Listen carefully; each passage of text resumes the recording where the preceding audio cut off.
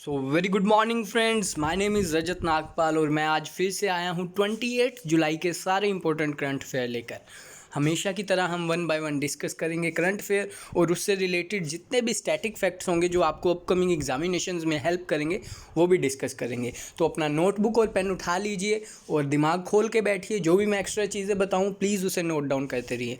और आपको अगर इसका PDF चाहिए तो आप हमारे टेलीग्राम ग्रुप को ज्वाइन करें, हमारे फेसबुक पेज को लाइक करें और हमारे व्हाट्सएप ग्रुप को ज्वाइन करें, जिसका लिंक डिस्क्रिप्शन बॉक्स में आपको अवेलेबल रहेगा। शुरू करते हैं आज के थॉट के साथ। थॉट है आज का, behind every successful man there are lot of unsuccessful years. So अगर आप असफलता बार बार पा रहे हैं तो हमें निराश नहीं होना है, क्योंकि हम यू नेवर नो कि आप कितने क्लोज हो अपने सक्सेसफुल के। तो बस डटे रहें मैदान में, आसपास के लोगों को मत देखें और अपना अच्छा कार्य करते रहें। सफलता आपको ज़रूर मिलेगी, you will be successful definitely one day. So शुरू करते हैं आज का करंट अफेयर। पहला प्रश्न आपके सामने है, who has been appointed as the governor of Madhya Pradesh. काफ़ी सिंपल क्वेश्चन है बिकॉज काफ़ी बार हम डिस्कस कर चुके हैं, लेकिन ऑफिशियली गवर्नर अब अनाउंस हुए हैं। मध्य प्रदेश के पहले थे गवर्नर लालजी दास टंडन, आपको पता था वो कुछ दिनों से बीमार चल रहे थे, तो एडिशनल चार्ज यानी कि अतिरिक्त प्रभार संभाला था उत्तर प्रदेश की गवर्नर आनंदीबेन पटेल ने। लेकिन अब ऑफिशियली अनाउंस कर दिया गया है कि मध्य प्रदेश का गवर्नर कौन बना है नया, तो उसका ऑप्शन भी सही है, सी ऑप्शन, आनंदीबेन पटेल। ये हैं आनंदीबेन पटेल जो कि यूपी की भी गवर्नर थी और अब ये मध्य प्रदेश की भी गवर्नर हैं, आपको याद रखना है, ठीक है। पहले कौन थे मध्य प्रदेश के? लालजी दास टंडन, जिनका अभी निधन हो गया है लंबी बीमारी के बाद, तो अब ये बन चुकी हैं। और बाकी जो नाम है वो भी पढ़ लेते हैं। आरिफ मोहम्मद, ये भारत के किस राज्य के गवर्नर हैं? तो ये हैं केरल के, केरल राज्य के गवर्नर हैं। दूसरा ऑप्शन जगदीप धनखड़, ये भी गवर्नर हैं, ये किस राज्य के हैं? वेस्ट बंगाल के। और चौथा है बनवारी लाल पुरोहित, ये हैं तमिलनाडु के गवर्नर। तो आपको ये चारों नाम अच्छे से माइंड में रखने हैं, हम हमेशा डिस्कस करते हैं सारे गवर्नर्स।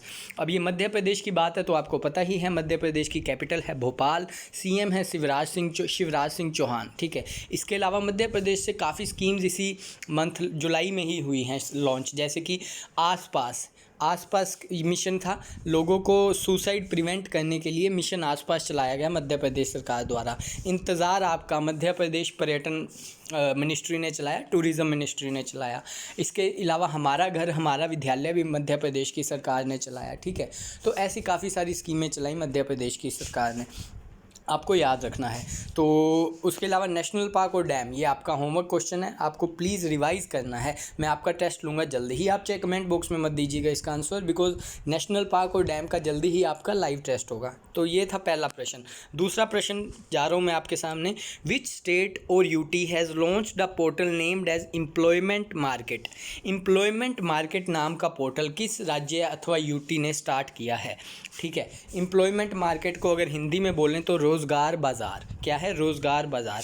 तो इसका सही उत्तर क्या है? इस प्रश्न का सही उत्तर है सी ऑप्शन, दिल्ली। दिल्ली के CM अरविंद केजरीवाल ने ही इस रोज़गार बाज़ार की शुरुआत की है, जिसमें क्या होगा, नौकरी ढूंढने वालों को और नौकरी देने वालों को दोनों को मदद मिलेगी। कैसे? इस प्लेटफॉर्म पे जो भी कंपनीज़ नौकरी देना चाहती हैं लोगों को वो रजिस्टर्ड करेंगी और जिनको भी नौकरी चाहिए वो भी रजिस्टर्ड करेंगे। तो योग्यता के अनुसार, आपकी स्किल के अनुसार आपको जॉब प्रोवाइड कर दी जाएगी। तो ये दिल्ली के चीफ मिनिस्टर अरविंद केजरीवाल ने एम्प्लॉयमेंट मार्केट नाम का पोर्टल लॉन्च किया है, मोबाइल पोर्टल है, आपको याद रखना है। तो सी ऑप्शन दिल्ली इसका बिल्कुल सही उत्तर है। CM आपके सामने अरविंद केजरीवाल बैठे हैं, गवर्नर हैं अनिल बैजल। कौन है? अनिल बैजल। अच्छा, अगर आपसे पूछे कि दिल्ली के आर्किटेक्चर कौन है तो उनका नाम याद रखिएगा, एडविन लुटियंस। कौन है? Edwin Lutyens. काफ़ी जितनी भी हिस्टोरिकल दिल्ली की इमारतें हैं वो हमारे एडविन लुटियंस ने ही बनाई हैं। और दिल्ली से अगर और फैक्ट जानने हैं, गवर्नर आई थिंक मैंने बता दिया, अनिल बैजल हैं। एंड हाँ, महात्मा गांधी की समाधि का नाम है राजघाट, वो भी दिल्ली में है। लाल बहादुर शास्त्री की समाधि का नाम है विजय घाट, वो भी दिल्ली में है, ठीक है। और सिग्नेचर ब्रिज अगर पूछें, इंडिया का पहला केबल ब्रिज है, सिग्नेचर ब्रिज उसका नाम है, वो भी दिल्ली में ही बना है। तो ये सारे फैक्ट्स आपको दिल्ली से भी याद रखने हैं। मैं बढ़ता हूँ इसी के साथ अपने आज के नेक्स्ट करंट अफेयर पे, जो है who has developed a hand band called Velly band. Velly band उसका नाम है, आपको तस्वीर में दिखाई दे रहा है। बेसिकली ये फिटबिट की तरह ही है वेली बैंड। ये करेगा क्या और किसने लॉन्च किया है? पहले तो मैं बता देता हूँ ये करेगा क्या। आपको नीचे वाली पिक्चर में दिखाई दे रहा है सोशल डिस्टेंसिंग। ये आपने अगर हाथ में पहना हुआ है और अगर कोई भी आदमी आपके आसपास आता है, 2 गज की दूरी के आसपास, यानी कि 6 फुट के आसपास अगर कोई भी आता है, उससे आपके अंदर आता है, नज़दीक आता है, तो ये अलार्म बजा देगा, अलर्ट कर देगा आपको कि ये सोशल डिस्टेंसिंग का पालन वायोलेट कर रहे हैं। तो ये इसलिए बनाया गया है। किसने बनाया है? 4 ऑप्शन आपके सामने हैं। B option IIM Kozhikode. IIM Kozhikode ने ही इस बैंड को डेवलप किया है। कोझिकोड IIM कहाँ पर है? ये है केरला में, ये भी याद रखना है। भारत के केरल स्टेट में IIM कोझिकोड है और इसने ही अभी अभी इस हेड बैंड को बनाया है, जिसका नाम भी याद रखना है, वेली बैंड। इंस्टीट्यूट का नाम भी याद रखना है, IIM कोझिकोड। तो ऐसे आपको चीज़ें याद रखनी है। फोर्थ क्वेश्चन आपके सामने आ गया है, what is the theme of world hepatitis day? World hepatitis day, world hepatitis day कब मनाया जाता है, इसका क्या थीम है, ये हम इस प्रश्न में डिस्कस करेंगे। सबसे पहले आपको ये जानना जरूरी है कि हेपेटाइटिस बीमारी फैलती किससे है, वायरस से, बैक्टीरिया से, या कैसे? तो सही उत्तर है वायरस। वायरस से इस बीमारी का संक्रमण होता है और पूरे विश्व में ये काफ़ी बड़ी प्रॉब्लम है और इंडिया में इसके केसेस बढ़ते जा रहे हैं। 3 टाइप का होता है हेपेटाइटिस भी और अलग अलग तरह का ख़तरनाक होता है। हाँ, आपको जानना क्या है, ये होता क्यों है? क्योंकि आपको पता है बचपन में टीकाकरण लगाना होता है, तो लैक ऑफ अवेयरनेस की वजह से जो लोग टीका नहीं लगाते उनको आगे चल के इसका इशू आता है। तो ठीक है, तो हेपेटाइटिस किससे फैलता है? वायरस से। मनाया कब जाता है, ये अब प्रश्न है। ये हर साल कौन सी डेट को मनाया जाता है? Hepatitis day. World hepatitis day मनाया जाता है हर साल 27 जुलाई को। कब मनाया जाता है? 27 जुलाई को। और इस बार का थीम इंपॉर्टेंट आपको याद रखना है। थीम है इसका B option, hepatitis free future. क्या है? Hepatitis free future. तो फोर्थ प्रश्न से आपको ये चीज़ें याद रखनी है। थीम बहुत इंपॉर्टेंट है, एग्जाम में अक्सर थीम बनता है, तो B option is the right answer of this question. बढ़ते हैं हम अपने फिफ्थ क्वेश्चन पे। वेरी इंपॉर्टेंट क्वेश्चन है। After the disqualification of which country India receive a gold medal in 4x400 metre relay race in 2018 games? पूछ रहा है कि कौन सी कंट्री डिस्क्वालीफाई हो गई है कि जिसका गोल्ड भारत को मिल गया है। भारत पहले उस गेम में सिल्वर मेडल विजेता था, लेकिन अब जो गोल्ड मेडल टीम थी वो तो डिस्क्वालीफाई हो गई और किसको मिल गया? भारत को। अच्छा, मैं पहले ये बता दूं आपको, ये एशियन गेम्स में हुआ है। एशियन गेम्स हर 4 साल में एक बार होती हैं। 2018 की बात हो रही है। 2018 में इंडोनेशिया की जकार्ता में एशियन गेम्स हुई थी। अब इसके बाद 2022 में होंगी चाइना में। ठीक है, अब ये 2018 में क्या हुआ था कि भारत की टीम ने सिल्वर मेडल जीता था 4x400 मीटर की रिले रेस में, और पहले गोल्ड मेडल जीता था बहरेन कंट्री ने जीता था, जिसकी कैपिटल है मनामा, करेंसी है दिनार। कैपिटल है मनामा, करेंसी है दिनार। अब वो डिस्क्वालीफाई क्यों हुई हैं? क्योंकि जो 4 जीती थी गोल्ड मेडल, उनमें से एक का डोप टेस्ट फेल पाया गया है और उसको 4 साल के लिए बैन कर दिया गया है। तो इस तरह वो पूरी टीम ऑटोमेटिकली डिस्क्वालीफाई हो गई है और सिल्वर जीतने वाला भारत को गोल्ड मेडल मिल गया है। तो ये क्वेश्चन आपको याद रखना है, एग्जाम में पूछेंगे अक्सर। अब 2022 में कहाँ होंगी एशियन गेम्स? चाइना में। ठीक है, तो ये आपको याद रखना है। ये था हमारा आज का 5वां प्रश्न। बढ़ता हूँ मैं अपने छठे क्वेश्चन पे आज के। Which country celebrated it's 55th independence day on 26 जुलाई? 26 जुलाई को अपना 55वां स्वतंत्रता दिवस कौन से देश ने मनाया है, ये हमें बताना है। 4 ऑप्शन आपके सामने हैं। इंडिया तो डेफिनेटली नहीं होगा, आपको पता है। China, Maldives, Myanmar. ये बेसिकली इस पर भी ब्रिटिश का राज था और 1965 में ब्रिटिशर्स से इन्होंने आज़ादी पाई। कौन सी कंट्री है? आपको नीचे मैप में दिखाई दे रही है जिस पे टिक लगा हुआ है, मालदीव्स कंट्री है। 1857 पे ब्रिटिशर्स ने इन पे कब्जा कर लिया था, 1857 पे, और 1965 में इन्होंने ब्रिटिशर्स से आज़ादी पाई। तो मालदीव के बारे में पढ़ लेते हैं। आपको दिखाई दे रहा है मालदीव नीचे, श्रीलंका और इंडिया के बिल्कुल लेफ्ट साइड नीचे है मालदीव। एक छोटा सा आइलैंड है, टापू है। मालदीव की कैपिटल है माले। क्या है? माले।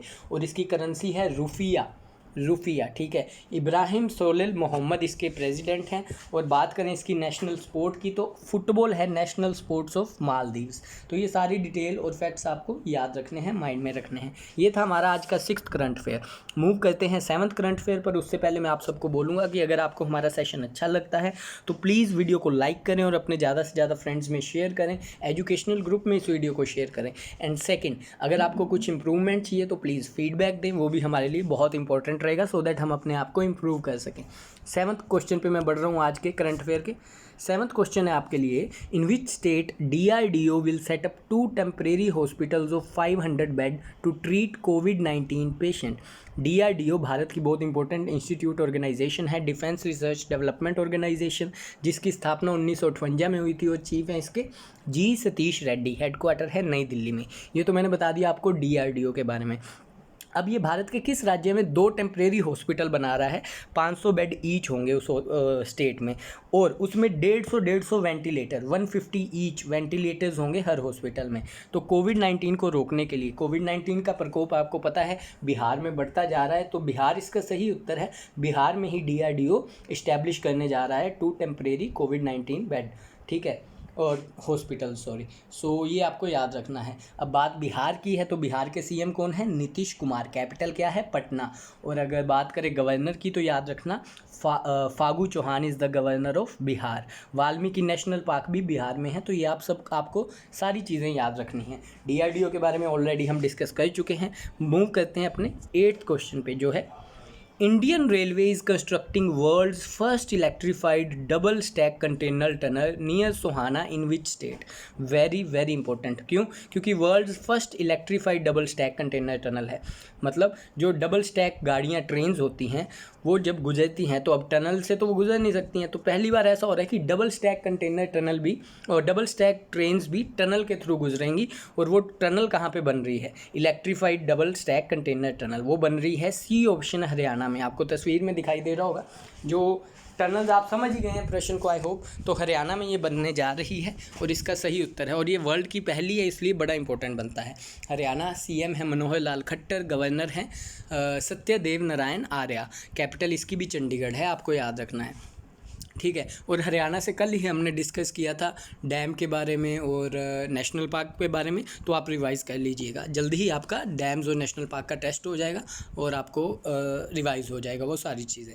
बढ़ते हम अपने आज के 9th करंट अफेयर पे। 9th करंट अफेयर है, which state has announced a 2 years jail term for ₹1 lakh fine for not wearing mask and violation of कोविड-19 प्रोटोकॉल।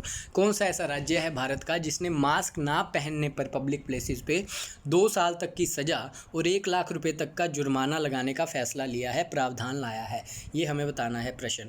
तो इसका सही उत्तर है B option, Jharkhand. Jharkhand government ने ही अभी इसका प्रावधान लिया है कि अगर आप सोशल डिस्टेंसिंग का पालन नहीं करेंगे और मास्क पब्लिक प्लेसेस में नहीं डालेंगे तो आपको 2 साल तक की सज़ा और 1 लाख रुपए तक का जुर्माना हो सकता है। तो ज़रूरी है ये चीज़ें करनी, क्योंकि रूल अगर हम फॉलो नहीं करेंगे, आपको पता ही है कि पूरे वर्ल्ड में सबसे तेज़ी से कोरोना फैल रहा है अब भारत में।